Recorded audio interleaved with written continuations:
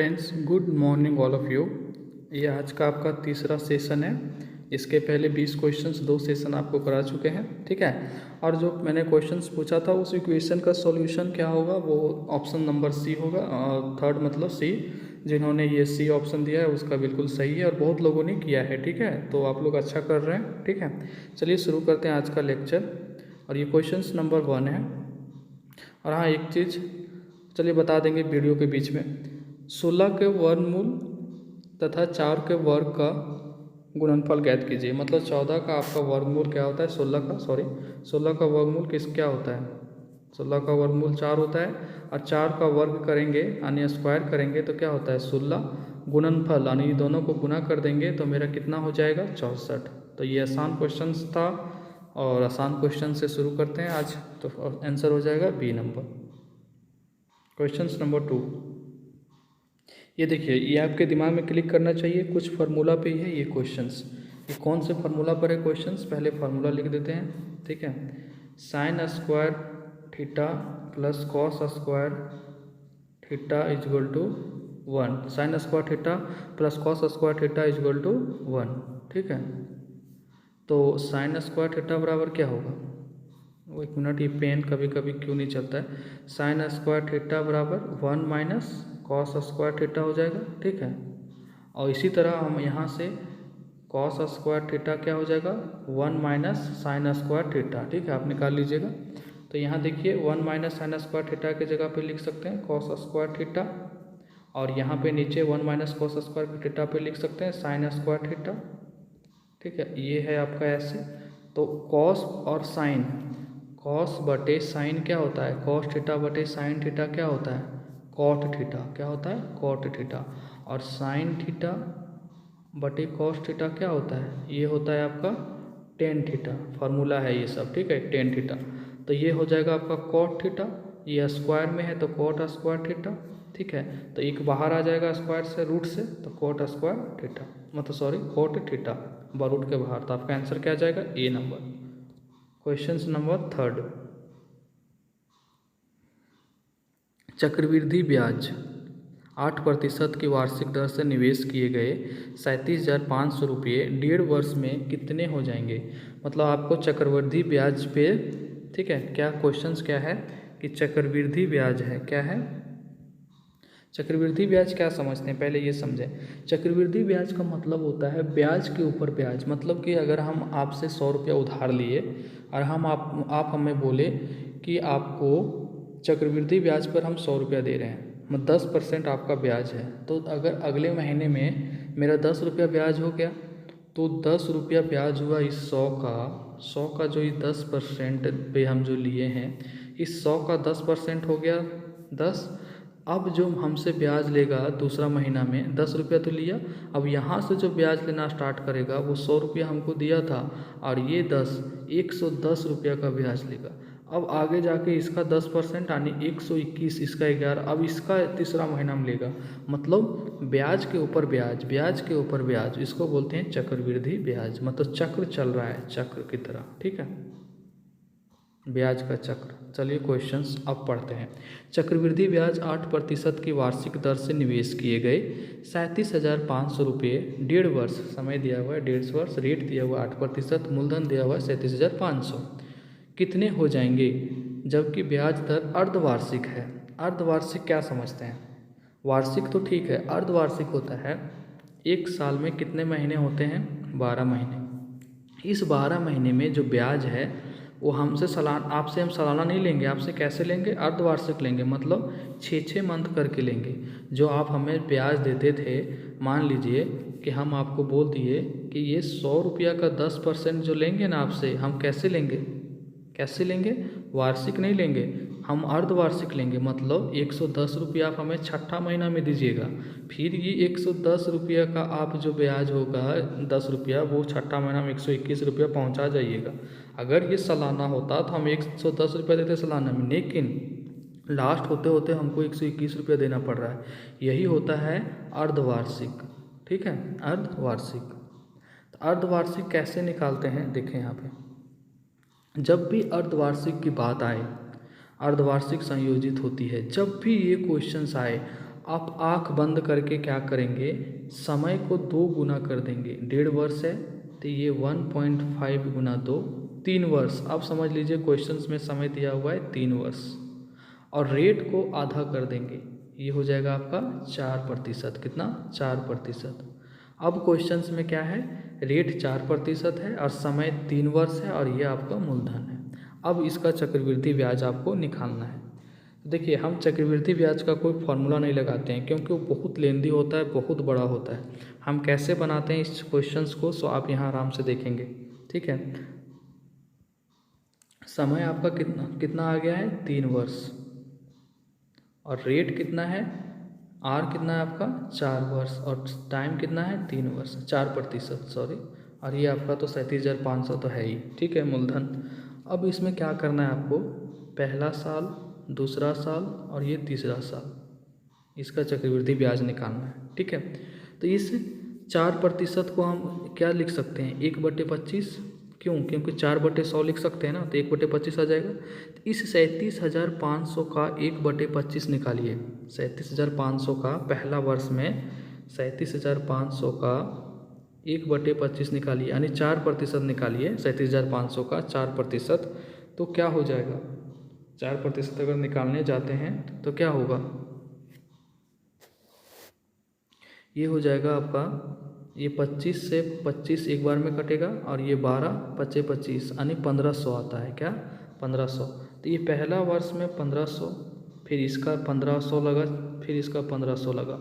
अब दूसरा वर्ष में क्या हो जाता है, यहाँ पे इस 1500 का 4% लग जाएगा। इस 1500 का 4% कितना होगा, ठीक है, इस 1500 का 4% कितना होगा, ये ट्री मेथड है।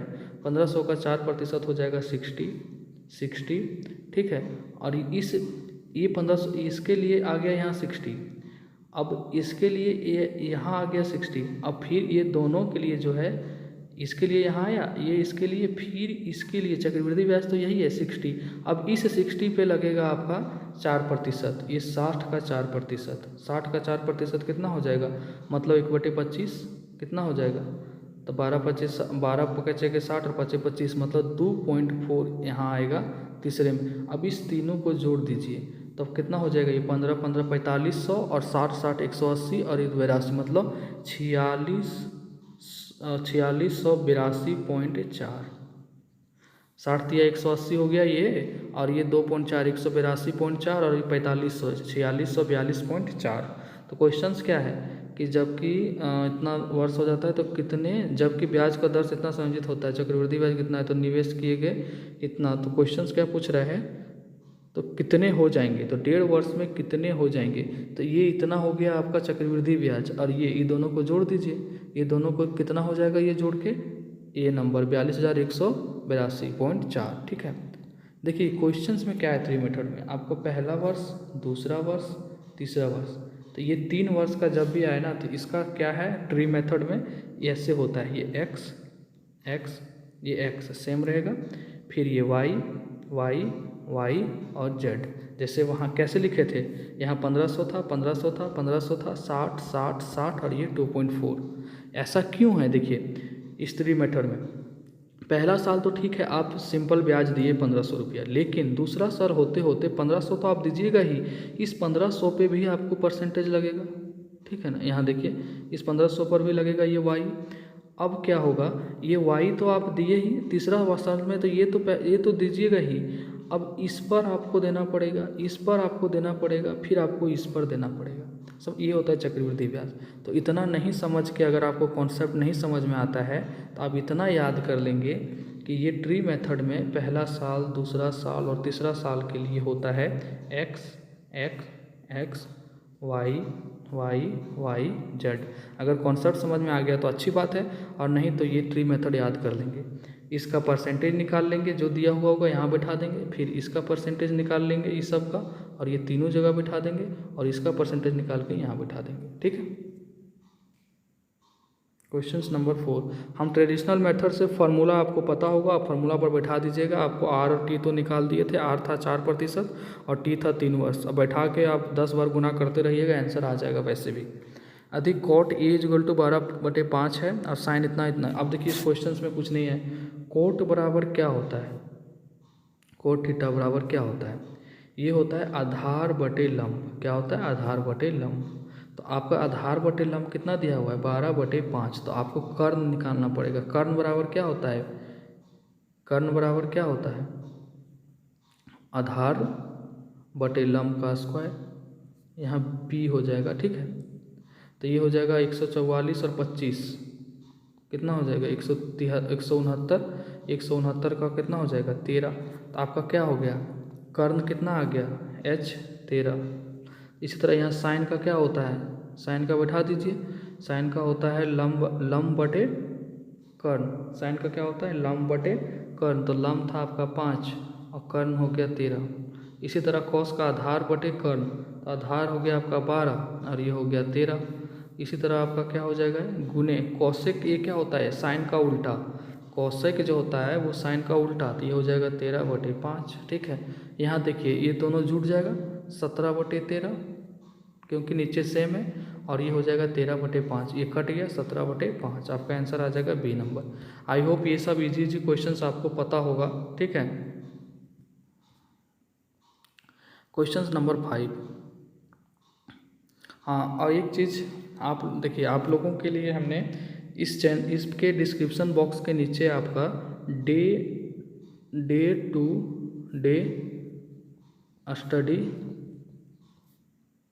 डे स्टडी करके आपका चैनल का लिंक होगा। डे टू डे स्टडी करके चैनल का लिंक होगा, नीचे से थोड़ा सा ऊपर होगा डे टू डे स्टडी।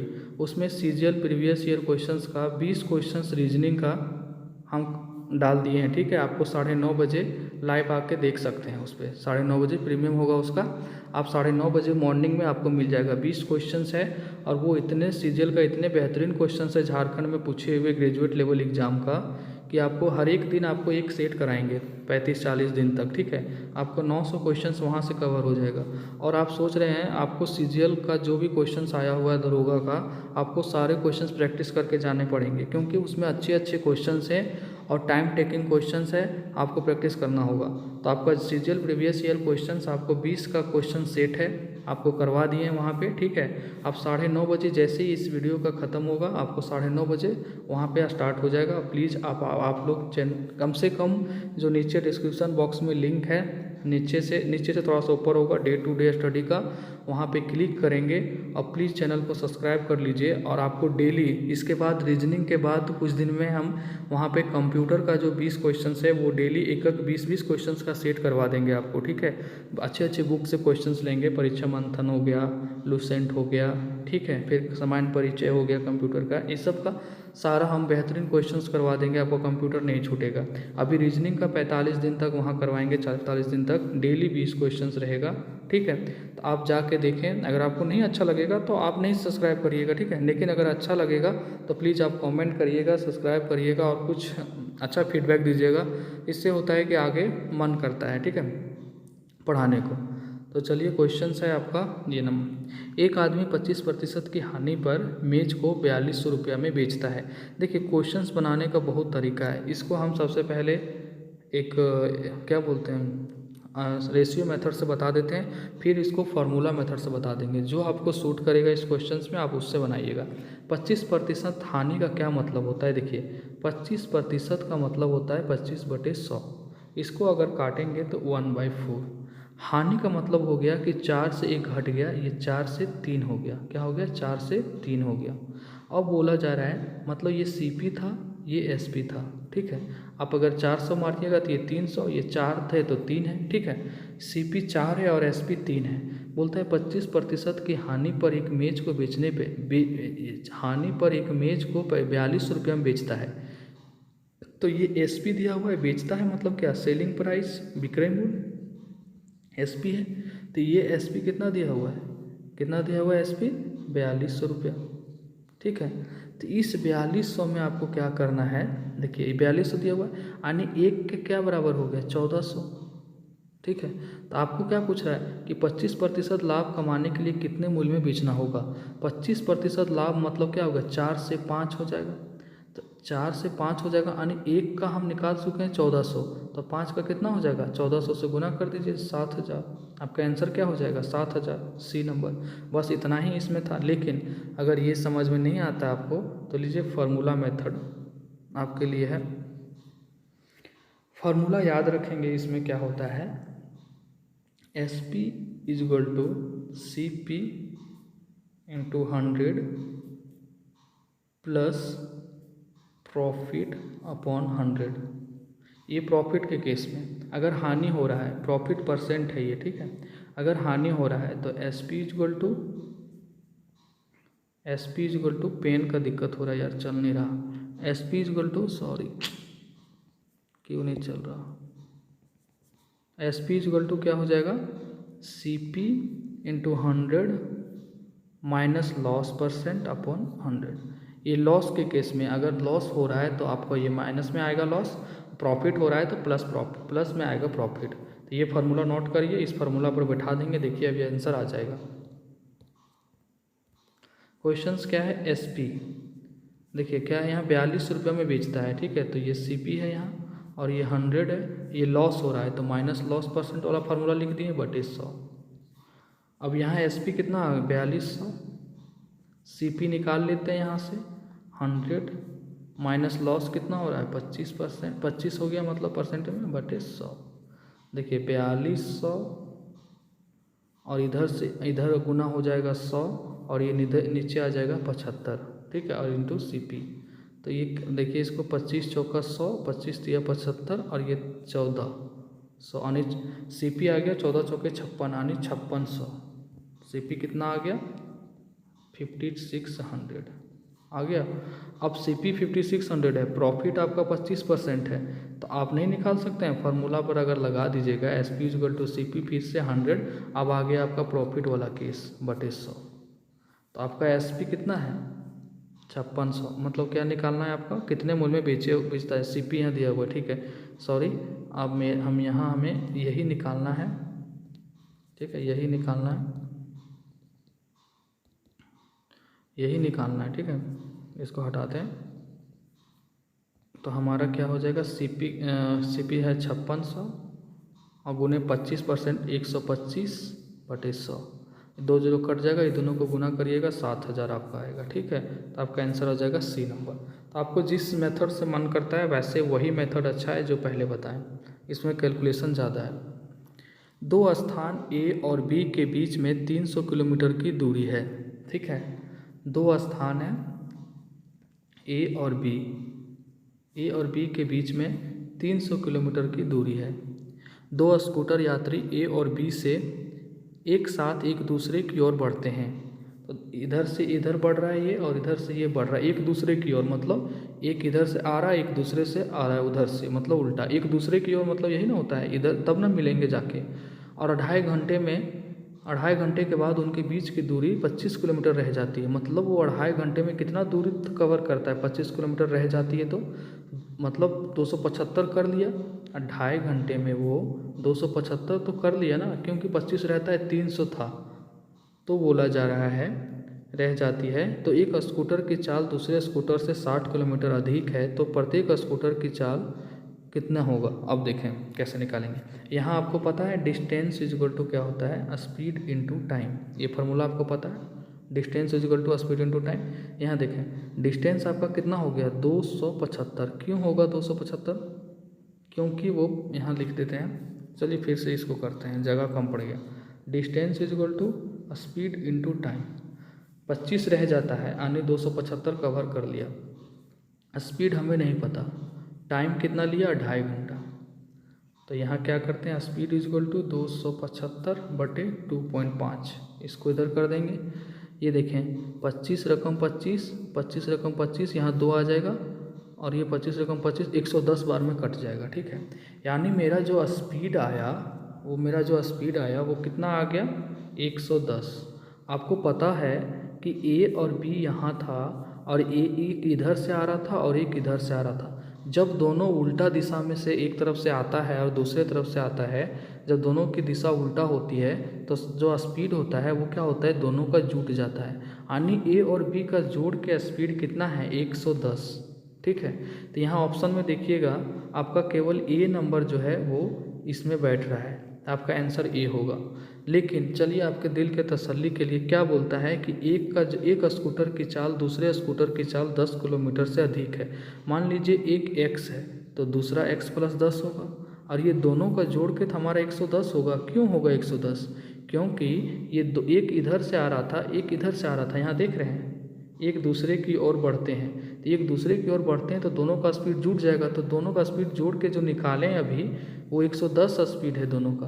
तो यहाँ 2x 110 में से 10 हज़ार जगह 100, x बराबर आ गया 50, तो x प्लस 10 आ जाएगा 60, 50 प्लस 60। आपको इतना नहीं करना था, यहीं से अनुमान लगा लेना था। आप देख रहे हैं क्वेश्चन CGL का क्वेश्चंस में ऑप्शन एलिमिनेट हो जाता है। जैसे आप रीजनिंग में देखिएगा, जो आप अगर इसके बाद 9:30 बजे भी बताएंगे उसमें देखिएगा बहुत क्वेश्चन जो है ना, बहुत क्या 20 में से 10-12 क्वेश्चन ऑप्शन से एलिमिनेट हो जाता है। ठीक है, तो आप देखना नहीं भूलेंगे। आपको इस चैनल के नीचे डिस्क्रिप्शन बॉक्स में मिल जाएगा लिंक, वहाँ से आपका CGL का 20 क्वेश्चन जो प्रीवियस ईयर रीजनिंग का पूरा सेट करवाए हैं। ठीक है, बहुत ही बेहतरीन तरीके से आपका एक कॉन्सेप्ट क्लियर हो जाएगा। अगर आप 1 महीना उस लेक्चर को देख लेते हैं कंटिन्यू, तो मुझे नहीं लगता कोई क्वेश्चन छूटेगा। ठीक है, एक आदमी ने 360 रुपये में 144 संतरे खरीदे और 10% के लाभ से बेच दिए, तो अपने प्रति दर्जन संतरे किस दर से बेचे? देखें, एक आदमी है वो क्या किया, 144 संतरे खरीदा। कितना में खरीदा? 360 रुपये में। यानी कि 144 संतरा मतलब 12 दर्जन। ठीक है, 144 संतरा मतलब 12 दर्जन 360 में खरीदा। तो एक दर्जन का दाम कितना हो जाएगा? एक दर्जन का दाम, इसको भागा दीजिएगा तो 30 रुपया, 12 या 36, एक दर्जन वो 30 रुपये में खरीदा। तो बोल रहा है 10% के लाभ से अपने प्रति दर्जन संतरे किस दर पर बेचेगा? तो 30 का आप निकाल दीजिए 10% लाभ। तो 10% लाभ मतलब क्या हो जाएगा? 110/100। आपका भी फार्मूला बताया ना कि ये आदमी 360 रुपये में खरीदता है तो CP हो गया एक दर्जन का ये, तो यहाँ CP लगा दिए, और 100 प्लस ये लाभ कमाने के लिए 10 ये जोड़ दिए। अब काट दीजिए इसको, 1 0 से 11 या 33। आपका आंसर क्या हो जाएगा? C number. तो क्वेश्चंस में कुछ नहीं था। A की लंबाई B की लंबाई का 5/8 है, तो B की लंबाई से A की लंबाई का अनुपात कितना है? देखिए A और B है। ठीक है, तो क्वेश्चन यहाँ पढ़िए, A की लंबाई, किसकी लंबाई? A की लंबाई B की लंबाई का 5/8 है। तो मान लेते हैं कि B की लंबाई 8 है, तो A की लंबाई B का 5/8 है, तो इसका अगर 8 का 5/8 निकालिएगा, 8 का 5/8 क्या हो जाएगा? 5। आप बोलिएगा क्यों माने 8 आप? क्योंकि यहाँ 5/8 है। हम अगर मान लेते हैं 7 मान लेंगे तो फिर गुना भागा करते रह जाएंगे ना, तो क्यों माने हम? तो 5 बटे ये हो गया 5 8, तो इसका 5/8 हो जाएगा 5। अब क्वेश्चंस क्या है? तो B की लंबाई से, किसकी लंबाई से? B की लंबाई से की बात हो रहा है किसके लिए? B की। तो B आ जाएगा नीचे और A आ जाएगा ऊपर, तो हो जाएगा किसकी लंबाई से? B की लंबाई से। तो B आ गया ऊपर, A की लंबाई का अनुपात, तो क्या हो जाएगा ये? 5:8 यानी 5/8। तो आपका आंसर आ जाएगा 5:8 यानी A नंबर। ठीक है, क्वेश्चन नंबर 9, दो क्रमानुपात संख्या ज्ञात कीजिए जिनमें पहले अंक का 3 गुना दूसरे अंक के 2 गुने से 5 अधिक हो। ठीक है, क्वेश्चन नंबर 10 हम आप लोग के लिए छोड़ेंगे। ठीक है, देखते हैं कैसे आप लोग बनाते हैं। दो क्रमानुपात संख्याएं ज्ञात कीजिए। देखिए, सबसे पहले दो क्रमानुपात संख्या आप मान लीजिए x और x+1। क्रमानुपात मतलब एक के बाद एक, तो x+1 मान लिए, जिनमें पहले अंक का 3 गुना, ये पहला अंक है इसका 3 गुना, दूसरे अंक के 2 गुने से, तो दूसरा अंक कौन है? ये, इसका 2 गुने से 5 अधिक है, तो ये 5 जोड़ दिए। देखिए, पहले अंक का 3 गुना ये आ गया, दूसरे अंक का 2 गुना से 5 अधिक है, तो 5 जोड़ दिए, तो ये हो गया 3x। एक मिनट, पेन नहीं चल रहा, 3x, और इधर हो जाएगा, सॉरी यार पेन कहाँ कहाँ नहीं चलता, ये 2x। चलिए फिर से लिखते हैं, इधर यहाँ हो गया आपका 3x और यहाँ हो गया आपका 2x, प्लस में 2 गुना करेंगे तो अब प्लस 5, तो कितना हो गया? 3x में से 2x जाएगा तो x, और इधर 7, तो एक 7 आ गया और एक x प्लस 1 कितना हो जाएगा 7 और 8, आपका ऑप्शन आ जाएगा सी नंबर। ठीक है, तो चलिए ये क्वेश्चन है आपका क्वेश्चन नंबर 10। आपका थोड़ा सा हिंट देते हैं फिर बना लीजिएगा। मीना ने बैंक से कितना लिए, इतना लिए लोन लिया और उसने 8% पर एनम पर वार्षिक दर से वो ब्याज भुगतान किया 3 वर्षों के लिए। तो सबसे पहले इसका और इसका सहायता से इसका पूरा आप ब्याज निकाल लेंगे। उस ब्याज जो आपका आएगा, ठीक है, भुगतान कर दिया, भुगतान करते समय अपना पुराना स्कूटर तथा 3,35,000 रुपये को बैंक को अदा किया। तो जो आपका यहाँ पे आएगा निकाल के, उसमें अगर इसको जोड़िएगा तो वो टोटल अदा किया, तो ये आपका कैश था तो उसमें वो घटा दीजिएगा तो आपका स्कूटर का दाम निकल जाएगा। ठीक है, ये आपका हिंट रहा। क्या इसका आंसर आएगा, ABCD आप कमेंट में बताएंगे, अगर नहीं बनेगा तो फिर आपको बता देंगे। ठीक है, तब तो के लिए बाय, अपना ख्याल रखिए। और हाँ प्लीज़ आप लोग जाइए, अभी 9:30 बजे आपका अभी जस्ट 2-4 मिनट 5 मिनट आपको टाइम बच रहा है। ठीक है ना, आप जाइए वहाँ पे डे टू डे 1 मिनट आपका डे टू डे स्टडी करके नीचे होगा चैनल का लिंक, वहाँ जाएंगे। आपको 9:30 बजे रीजनिंग CGL प्रीवियस ईयर का प्रीमियम होगा उस पर, आप वहाँ जाके प्लीज़ देखिएगा, आपको कैसा लगेगा फिर बताइएगा, फिर हम अगला सेट लेके आए कि नहीं आए वो आप पे डिपेंड करेगा। ठीक है, तो प्लीज़ वहाँ जाएं और देखें, अगर अच्छा लगेगा तो लाइक सब्सक्राइब करेंगे और नहीं अच्छा लगेगा तो आप पे डिपेंड करता है। ठीक है, तो प्लीज़ जाइए, अपना ख्याल रखिए और इसी तरह मेहनत करते रहिए। बाय। यदि आप JPSC की तैयारी कर रहे हैं तो ऑनलाइन टेस्ट सीरीज के लिए डाउनलोड करें आज ही हमारा